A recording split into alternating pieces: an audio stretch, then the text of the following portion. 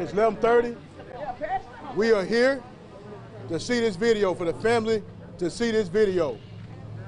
I spoke with the county attorney, Mike Cox, on the 24th, and the only issue we had, who was going to see the video. We cleared that up. Khalil is here to see this video of what happened to his father, and they still keeping this video from us. They say they want to make redactions to it. Redactions should not be made to show it to the son of Mr. Brown. Open the door. It is time for transparency and accountability to take place today. Today. It is time. Ben? Open the door! Look at the body. Come on. Open the door. Tell them look at the body too. They got boy behind. Brothers and sisters. Video. What do you want? Video! What do you want? Video! What do you want? Video! What do you want? Video! What do you want? Video! What do you want? Video! What do you want? Video! What do you want? Video! What do you want? Video! What do you want? Video! What do you want? Video! What do you want? Video! When I say what do you want, you say justice. Hold just one second. We're going to use you in a minute, brother. Okay. I'm Attorney Ben Crump, and along with Attorney Harry Daniels and Attorney Bakari Sellers, we have the honor of representing the family of Andrew Brown.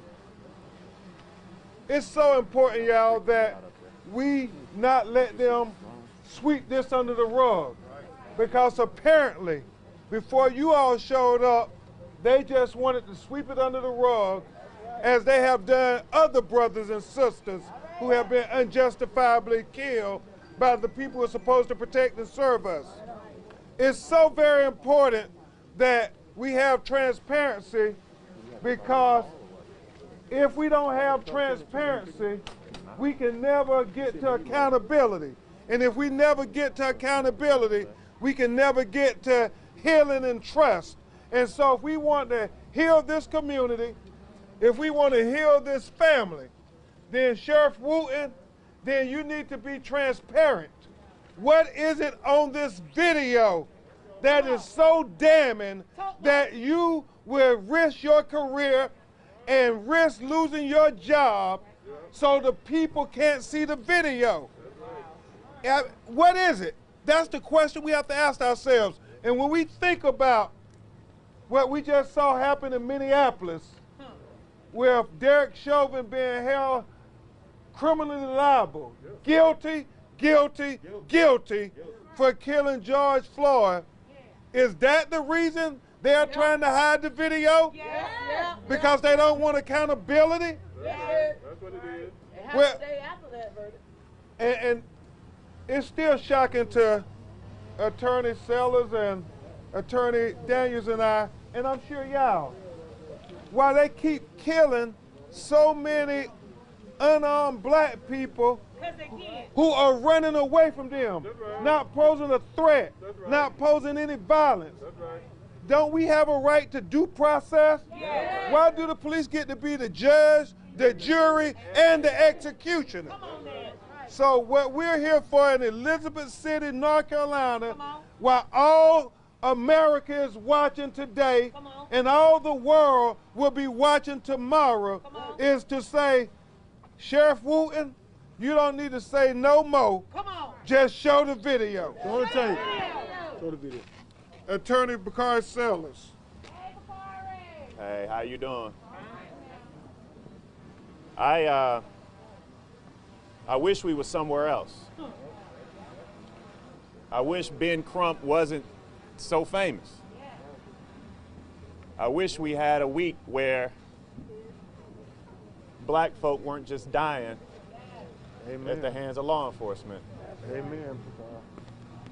You know, I say often that only in this country can you have the trial of Derek Chauvin be interrupted by the death of Dante Wright, be interrupted by the death of Adam Toledo, be interrupted by the death of Ma'Khia Bryant, and now we find ourselves here in Elizabeth City.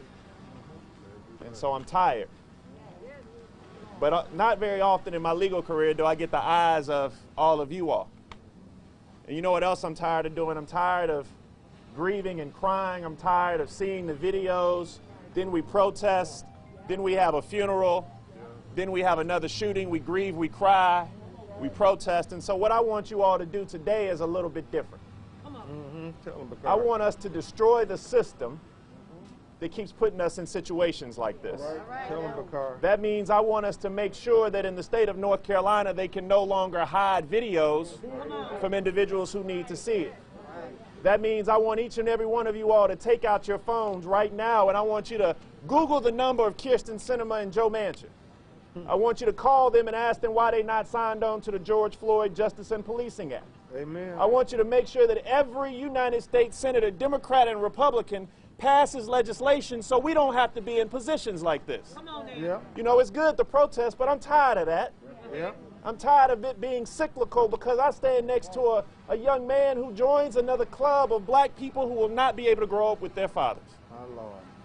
And so I'm asking you to do something a little bit different today.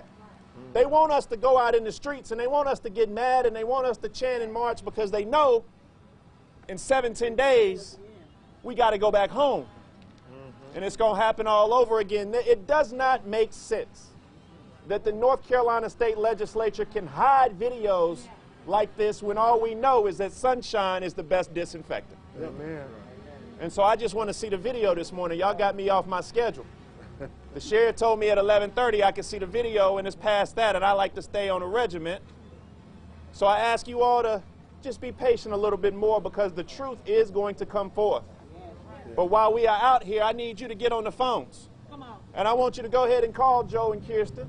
I want you to call every Republican senator or Democratic senator and make sure that they're passing policy so that these families don't have to be here like this. Yeah. I'm standing with Gwen Carr behind me. I never thought I'd be doing that. The mother of Eric Gardner is here. Only in black communities do we have mothers of people who lost their children due to gun violence. No other community has a club like that, but we do. And so today I ask you all to think a little bit differently about how we're going to break this cycle. We're going to destroy this system and we're going to reimagine what it should be so we don't have no more deaths like this. And the first step, Mr. Sheriff, is simply do one thing. Show us the video. Yeah. We don't need you to say Yeah. And we won't have the family address you all until after they see the video. And it is troubling. It's very troubling that we have to go through this just to achieve simple justice.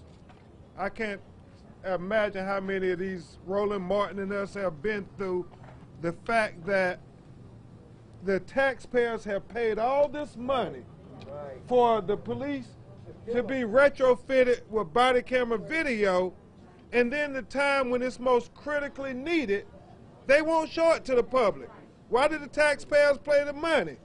And so, Bakari is saying federally, we also should be acting here in North Carolina to say it shouldn't be a judge that has to sign for us to see a video, that we've already paid our tax dollars to see the video. That's asinine. So what we have to do is continue to be strategic. We have to literally vote the people in office who are going to say, we want our children to be able to live out the fulfillment of their destiny that God has for them and not to be shot in the back. I mean, the most cowardly thing in the world you can do is shoot somebody in the back. They don't shoot white men in the back, but it's almost like a cliche with people in the black community, whether it's Jacob Blake in Kenosha, whether it's Laquan McDonald in Chicago, whether it's Walter Scott in South Carolina, whether it's Terrence Crutcher in Oklahoma. I mean, they shoot us in the back as if the most dangerous thing in the world to a police officer is a black man running away. They don't shoot these mass murderers, these young white men who are confirmed mass murderers.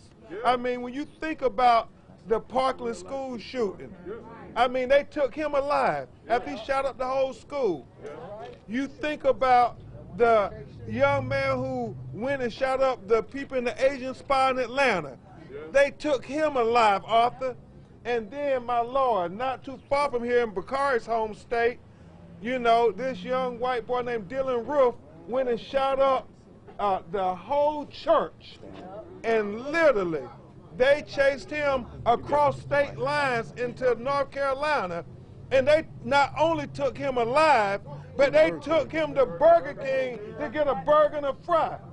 But Andrew Brown, they shoot him in the back, and we gonna see the video to know what they trying to hide from all of y'all, because the truth can't hide forever, and a lie cannot live forever. I gave y'all an assignment, so I wanted to follow through. I need everybody to take their phones out. I know y'all filming, but take it out. We're going to do something good. I got Joe Manchin's number right here. It's 202-224-3954. 202-224-3954. Call his office and tell him we tired of black folk dying. And then Kirsten Cinema's number is 202. Say the number one more time for Joe Manchin. 202-224-3954. And Kirsten Cinema is 202-224-4521. And just call the office and tell them how you feel. Let me turn it over to Harry. Harry has an update for you. All right, so let me be clear. We had this thing set up. When I say we, the family, the attorneys, with the county attorney Mike Cox. 11:30 was the time. It was on the 24th. The only issue we had, like I said before, who was going to see the video. We cleared that issue. Cleared it. Per statute, we cleared it. 10:29 this morning, an hour before the viewing, I get an email. Harry, I'm getting ready to do a press release. Y'all see a press? Have y'all seen a press release from me? Harry, ready to do a press release that the video is having some redactions performed. It will not be ready at 11:30. We are working on it hard as we can, but it takes time. This intent to have it done by the day. They had 24 hours, 48 hours, and it still ain't done. They didn't see this video since Wednesday, April the 21st, to make that decision, do the redactions. Show us the tape. The family should see the, so the family should not have be subject to any redactions. Why do they have to do redactions? They should see the video raw. Raw. I was told by the district attorney that the family would get to see the raw footage, not the redacted version. These county administrators are walking back the promises they are made. Show the tape. If you ain't got nothing to hide, show the tape. You all know what's very profound? I bet you if that video showed Andrew doing something wrong, they would have no problem showing that video. They've been on Facebook, Twitter, Instagram. But it only seems to be when the video has the police doing something wrong, then they got to redact it. Then they don't want to show it. We have to always, when we get a chance, speak truth to power. So we can't do it alone. We need all of y'all speaking truth to power for our children. Because the other thing that is profound, this is Khalil. Khalil is the son of Andrew Brown Jr. Now, you all may have noticed that they released a warrant saying all kind of things about Andrew Brown. But they want to redact the face of the police officers that killed Andrew Brown. Now, Andrew Brown didn't kill nobody. The police killed Andrew Brown. But we're going to protect them and not show their face and not say their names so we can see what their rap sheet is. Because all they want to do is assassinate the character of his father. And we want to say, no. We want to know what was the character of the killers. Say his name. Andrew Brown. Say his name. Andrew Brown. Say his name. Andrew Brown. Say his name. Andrew Brown. Told you we're going to need you. Andrew Brown. Say his name. Andrew Brown. Say his name. Andrew Brown. When I say, what do you want? You say video. What do you want? Video. What do you want? Video. What do you want? Video. What do you want? Video. What do you want? Video. What do you want? Video. What do you want? Video. What do you want? Video. When I say, what do you want? You say justice. What do you want? Justice. What do you want? Justice. What do you want?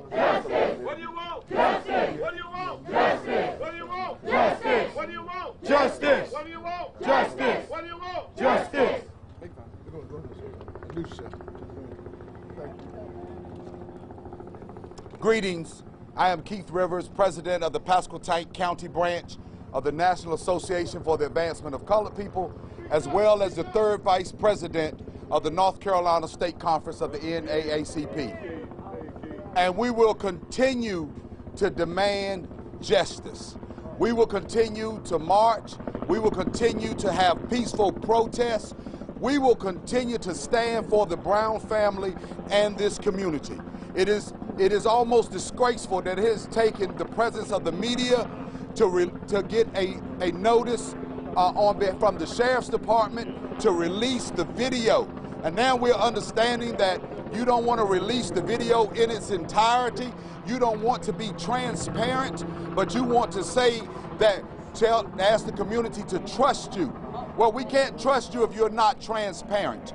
We have to heal, we have to grow. Sheriff Wooten, do the right thing.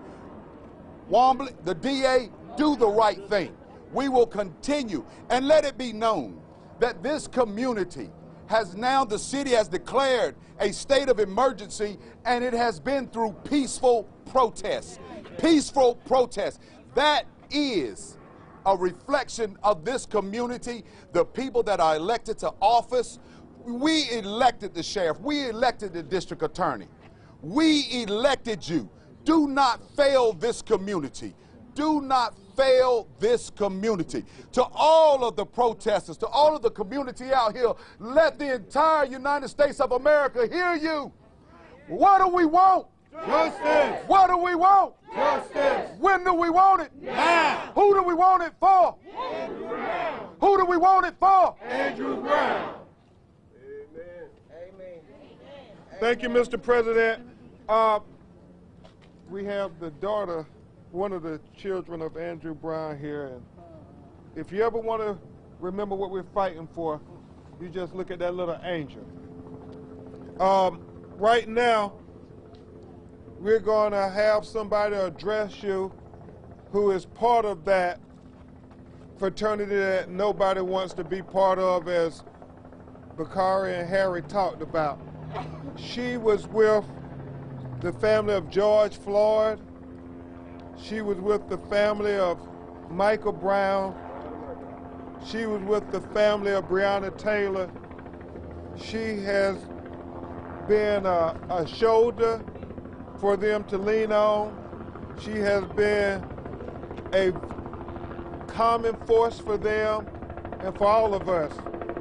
She's one of the original mothers of the movement, and she did not think it robbery, Elizabeth City, to come down and be with the family of Andrew Brown.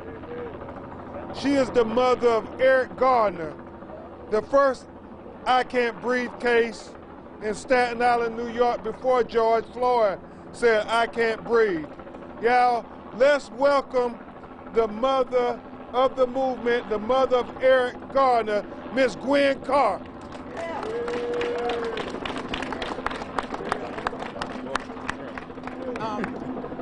Thank you all.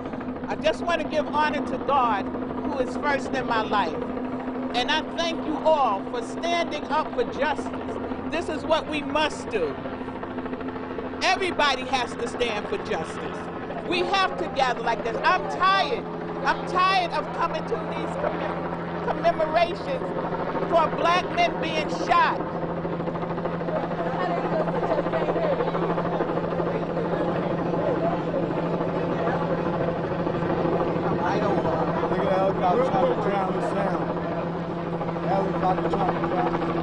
That's Wavy 10.